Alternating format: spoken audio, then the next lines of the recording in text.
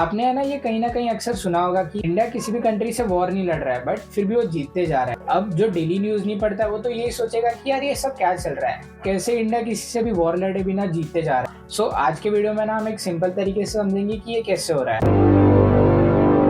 आज के टाइम पे ना अगर इंडिया की सबसे बड़ी स्ट्रेंथ देखा जाए तो वो है स्ट्रैटेजिक ऑटोनॉमी।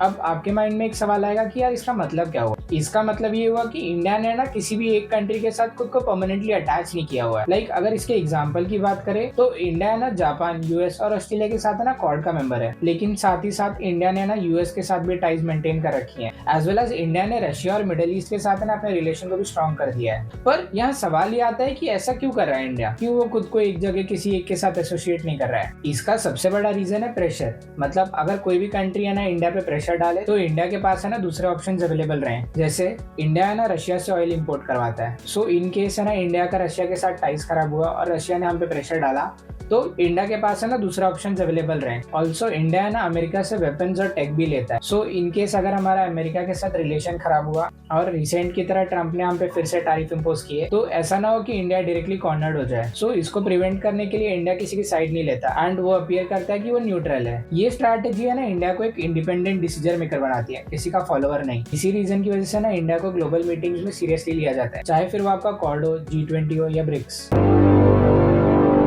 अब बात करते हैं दूसरे टॉपिक की जो जियोपॉलिटिक्स के लिए बहुत इंपॉर्टेंट है। आज के टाइम पे ना एनर्जी जियोपॉलिटिक्स का सबसे बड़ा गेम है। बिकॉज हुआ क्या ना कि जब यूक्रेन के साथ रशिया का वॉर स्टार्ट हुआ तो वेस्टर्न कंट्रीज ने ना रशिया के ऑयल पे सैंक्शन लगा दिए, जिसकी वजह से ना रशिया को ऑयल बेचने में दिक्कत आने लगी। But India being a strategically smart country, India ने अपने लिए यहाँ एक अपॉर्चुनिटी देखी। उसने बहुत ही स्मार्टली रशिया से ये कहा कि हम डिस्काउंटेड प्राइस पे ना ऑयल लेंगे, जिससे थोड़े वेस्ट कंट्रीज नाराज तो हुए, बट इंडिया ने इधर अपना है ना स्टैंड क्लियर रखा कि वो है ना अपने लोगों के इंटरेस्ट में ना डिसीजन लेगा। अब इसका रिजल्ट ये हुआ कि इंडिया को है ना ऑयल सस्ता मिल गया, जिससे उसका इन्फ्लेशन कंट्रोल में हुआ। एज वेल एज रशिया को एक बायर मिल गया। मतलब दोनों कंट्रीज के लिए विन सिचुएशन है। बट सेम टाइम पे ना India middle east, Africa as well as US से ना एनर्जी डील्स कंडक्ट करता रहा। बिकॉज यहाँ इंडिया का माइंडसेट ये था कि वो किसी भी एक सप्लायर पे डिपेंडेंट नहीं रहेगा। इसका आउटकम ये हुआ कि ये एनर्जी सिक्योरिटी इंडिया को एक जियोपॉलिटिकल फ्रीडम देती है।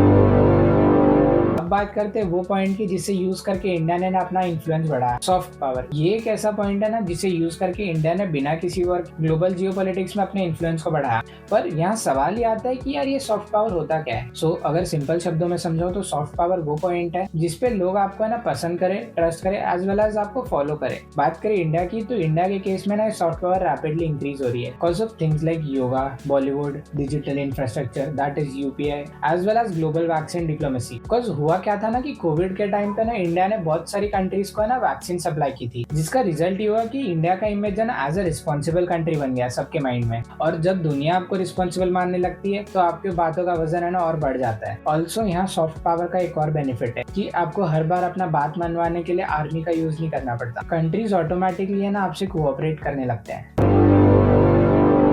सो अगर मैं इसे समराइज करूँ तो इंडिया है ना multi alignment, strategic cooperation as well as soft power के थ्रू है ना अपनी ग्लोबल पावर है ना स्टेडीली बिल्ड कर रहा है। बिकॉज लॉन्ग टर्म में वो नहीं टिकता जो लाउड हो, बल्कि वो टिकता है जो स्ट्रैटेजी से काम करता है। सो आपका क्या ओपिनियन है इस पे, कमेंट में बताइएगा जरूर।